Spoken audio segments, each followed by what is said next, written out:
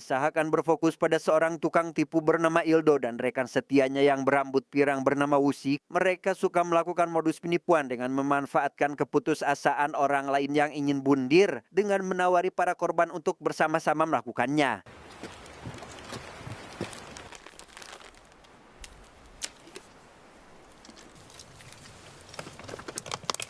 Setelah para korban dibuat tak sadarkan diri, Wusik pun dengan cepat mengambil lakban untuk menutupi bagian mata dan mulut mereka, yang karena salah satunya adalah wanita. Ildo yang tak tegaan pun memutuskan untuk tidak menjadikan wanita itu sebagai korban dan lekas membawanya ke tempat aman.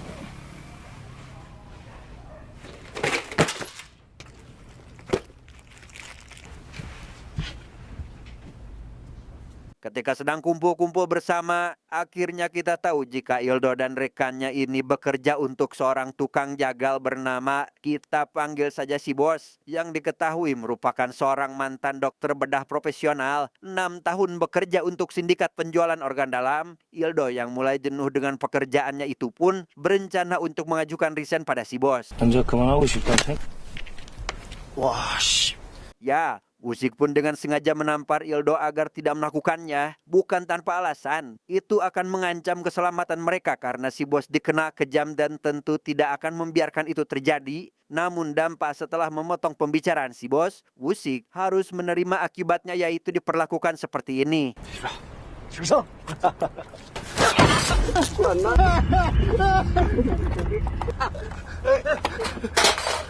Selesai mengobati kelopak mata Wusik agar tidak memar, tugas Ildo dan Wusik sekarang adalah membawa sisa tubuh korban ke atas bukit. Di tempat itulah mereka biasa membuang jasad para korbannya untuk dikubur dan diberi penghormatan terakhir sebagai bentuk permintaan maaf.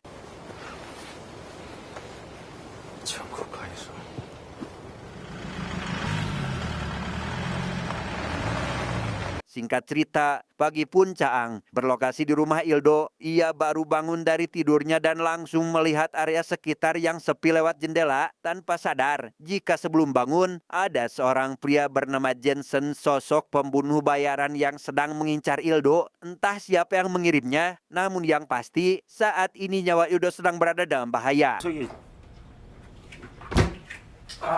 Karena stok makanan sudah habis, Ildo pun menyuruh Wusik untuk pergi berbelanja sedangkan dirinya akan melanjutkan tidur. Dan tepat saat kembali bangun, ia mendapati rekannya belum pulang yang besar kemungkinan sedang ngopi di warung Teh Yuli. Bersamaan dengan itu, Ildo dikejutkan dengan Jensen yang sudah berada di dalam rumah dan...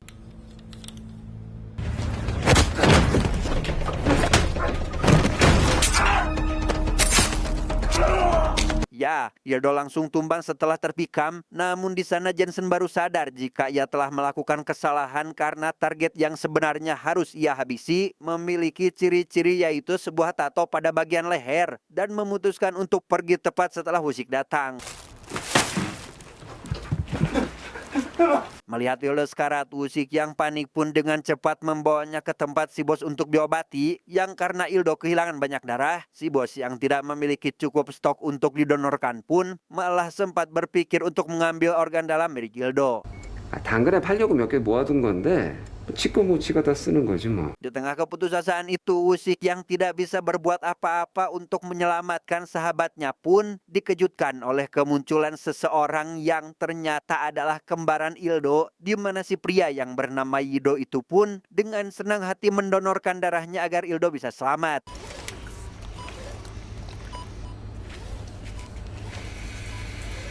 Alhasil, si Bos yang awalnya memiliki niatan lain sangat kesal karena kemunculan Yido. Ia yang ternyata sudah lama kenal dengan pria itu tidak begitu menyukai Yido yang entah karena apa. Namun yang pasti, si Bos tidak menduga jika kembaran Ildo masih hidup.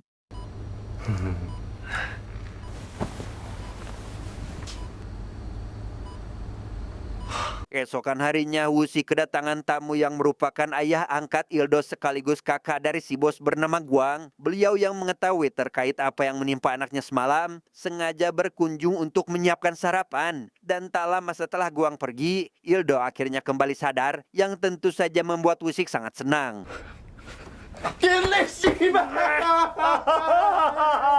Mengetahui fakta jika dia selamat berkat saudara kembarnya, Ildo memutuskan untuk bunuh diri saja daripada harus hidup atas bantuan Yido. Entah apa yang terjadi dengan mereka, namun Wusik dengan cepat menenangkan Ildo agar dia tidak bertindak terlalu jauh. 지랄하지 마라. 개새끼야. 아이씨. Setelah mendapat pesan dari Yido agar mereka datang menemuinya, Wusik lekas mengajak Ildo pergi ke salah satu tempat sesuai alamat yang diberikan. Setibanya di lokasi, mereka malah bertemu dengan seorang imigran asal Tiongkok bernama Miran yang ternyata adalah istri dari si Yido itu sendiri. Karena Yido sedang pergi membeli makanan, Ildo dan rekannya harus menunggu sampai dia memberi kabar. Tak tega jika harus membiarkan Miran dan anaknya bersembunyi di tempat kumuh seperti ini. Mereka pun mau tidak mau harus membawanya pergi, setidaknya sampai nanti bertemu dengan Yido.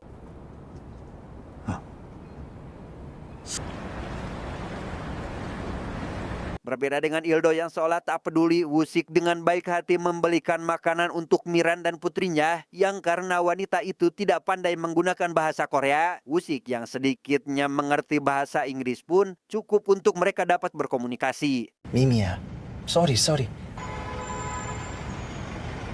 Tak lama, Wusik pun mendapat panggilan telepon dari Yido untuk memberitahukan lokasi keberadaannya, sehingga tanpa buang waktu, mereka langsung pergi ke lokasi saat itu juga.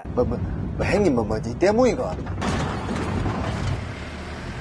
Setibanya di sana, Ildo meminta Wusik dan yang lain agar tidak ikut karena ini menyangkut masalah pribadi. Bukan senang karena sudah lama tidak bertemu, ia justru ingin menghabisi saudaranya karena sudah berani menampakkan diri.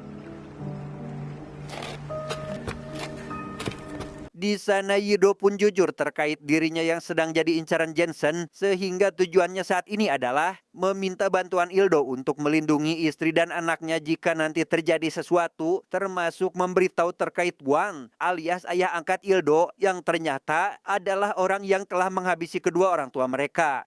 괜찮아 미미야. It's okay.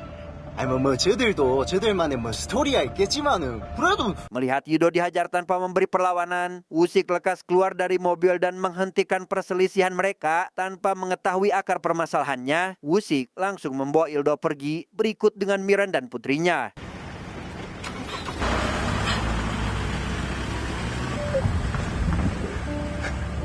Keesokan harinya, Ildo yang kepikiran dengan perkataan Yido semalam memutuskan pergi ke tempat Guang untuk membalaskan dendam kematian orang tuanya. Yang dalam perjalanan menuju ke sana, ia tidak sadar jika ada orang lain yang diam-diam melaporkan keberadaannya pada Jensen, sehingga di waktu yang sama Jensen juga berangkat ke lokasi tersebut.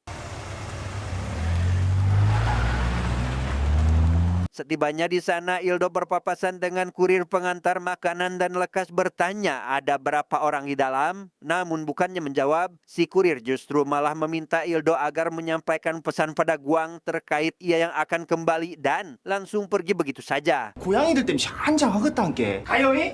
아니 내가 몇 명이 있니? Sementara itu, Wusik yang baru terbangun dari tidur siang lantas menghampiri anak Miran untuk menanyakan keberadaan ibunya. Ia benar-benar dibuat terkejut saat baru menyadari jika si anak sebenarnya lancar menggunakan bahasa Korea. Sehingga tepat saat Miran datang, Wusik langsung memarahi wanita itu karena telah membohonginya. 우리 형님 못 봤어요. 불안해치고 씨. Kembali pada Ildo yang masih menunggu situasi aman, ia yang menyadari para penjaga keluar tanpa pikir panjang langsung masuk ke dalam. Namun saat akan menjalankan aksinya, Ildo malah ragu karena khawatir jika cerita Yido hanyalah bualan semata. Sehingga untuk memastikannya, ia lekas masuk ke ruang pribadi Guang untuk mengecek salah satu buku yang menurut Yido terdapat bukti kematian ayah mereka di dalamnya. 성경책이 장부야. 니 뭐하노 임마? 도둑놈 필요. Alih-alih menemukan bukti, Ildo justru ketahuan oleh Guang ketika memasuki ruangan. Sadar jika nyawanya sedang terancam, Guang pun jujur sendiri terkait perbuatannya di masa lalu dan mengalihkan pembicaraan dengan menjelek-jelekan Yido yang malah mengirim Ildo untuk menghabisinya. Di sana Guang juga mengatakan bahwasannya Yido ingin menjadikan Ildo sebagai tumbal supaya dirinya terbebas dari Jensen atau si pembunuh bayaran. 「 맞지?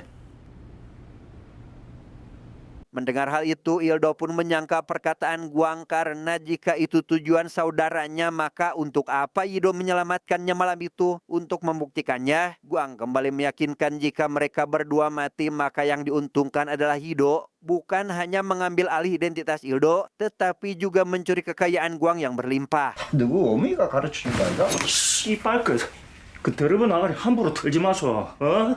Alhasil apa yang dikatakan oleh Guang pun membuat Ildo ragu saat mengambil keputusan. Ia yang diminta agar mengambilkan salah satu buku pun tidak menyadari jika Guang berniat menyerangnya dari belakang dan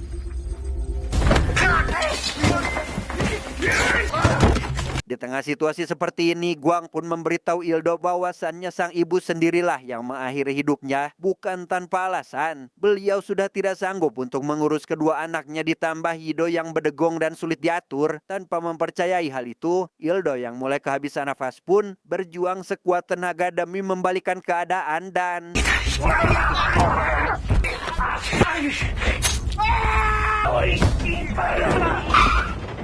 ya, tepat setelah Ildo menghabisi Guang, Usyk yang datang ke tempat itu pun sangat dibuat terkejut saat melihat beliau sudah terbujur kaku. Ia yang juga sudah menganggap Guang sebagai ayah kandung sendiri, lantas menanyakan alasan kenapa Ildo melakukan ini, hingga pada akhirnya terdiam saat mendapati Jensen alias si pembunuh bayaran juga ada di sana.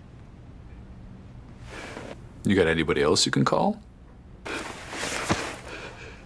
Jason yang mengantar mereka pulang tak lupa memberi peringatan untuk jangan ikut campur dalam masalahnya dengan Yido. Namun yang menjadi masalah bagi Ildo sekarang adalah dirinya telah menghabisi Guang dan khawatir ketahuan oleh si bos, sehingga mau tidak mau ia harus mencari tempat aman untuk bersembunyi.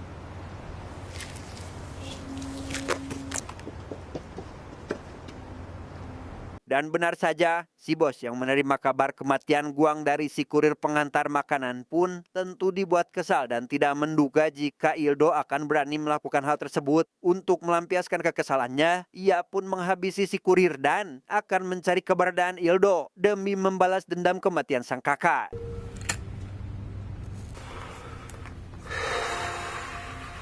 Singkat cerita, esok pagi pun Caang, Lido dan rekannya yang mendapat panggilan telepon dari Yido langsung bergegas menuju lokasi titik pertemuan. Setibanya di sana, Ildo diberi sebuah jas hitam oleh saudaranya itu untuk dikenakan saat ini juga karena Yido ingin mengajaknya ke lokasi tempat ibu mereka bundir.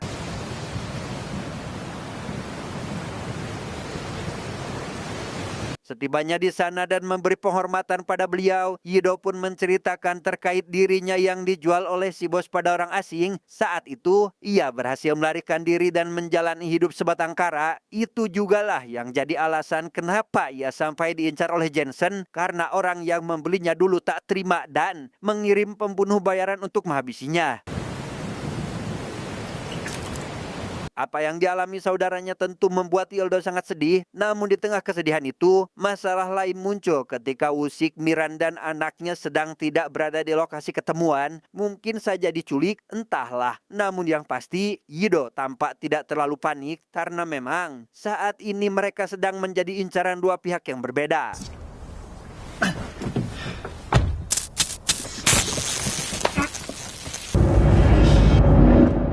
Keesokan harinya Yido pun lantas membawa Ildo yang masih dalam kondisi pingsan ke markas si bos untuk diserahkan, bukan tanpa alasan. Itu terpaksa dirinya lakukan demi menyelamatkan Miran dan sang anak yang disandra. Melihat hal itu, tentu saja Usyk tidak menerimanya dan sempat memberontak karena ingin menyelamatkan Ildo, tetapi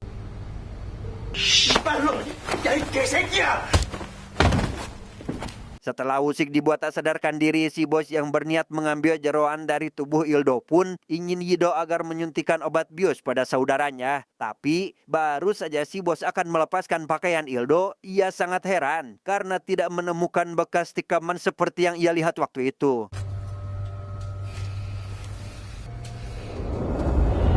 Ternyata tadi pagi saat Ildo baru tersadar dari pingsannya, ia mendapati bagian lehernya telah ditato oleh Yido karena dia sudah mempunyai rencana untuk melakukan penyelamatan. Sehingga jelas bahwa kini mereka sedang bertukar peran untuk mengelabui si bos, termasuk Jason yang sengaja diundang untuk datang dan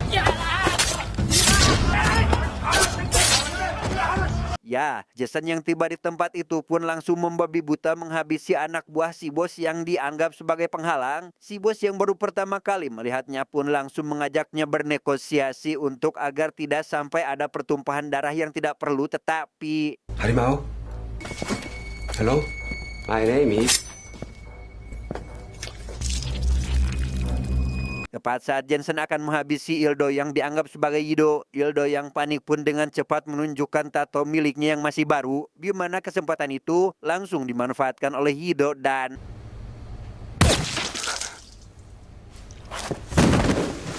setelah Jason dan si bos dipastikan tewas, Yido belum bisa bernafas lega karena sudah pasti ke depannya akan ada pembunuh bayaran lain yang mengincarnya. Maka dari itu ia pun tidak memiliki pilihan lain kecuali harus memasukkan kematiannya dengan cara menghabisi Ildo, tetapi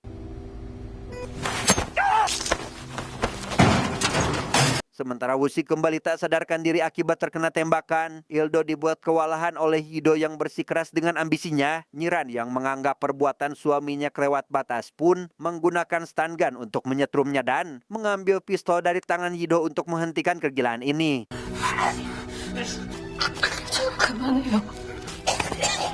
Pada posisi ini, Yido pun mengajukan permintaan terakhir yaitu ingin Ildo menggantikan posisinya sebagai kepala keluarga. Ia juga berterima kasih karena mengetahui jika sebenarnya Ildo selama ini juga berusaha keras mencari keberadaannya dan meminta maaf karena pertemuan mereka harus berakhir seperti ini.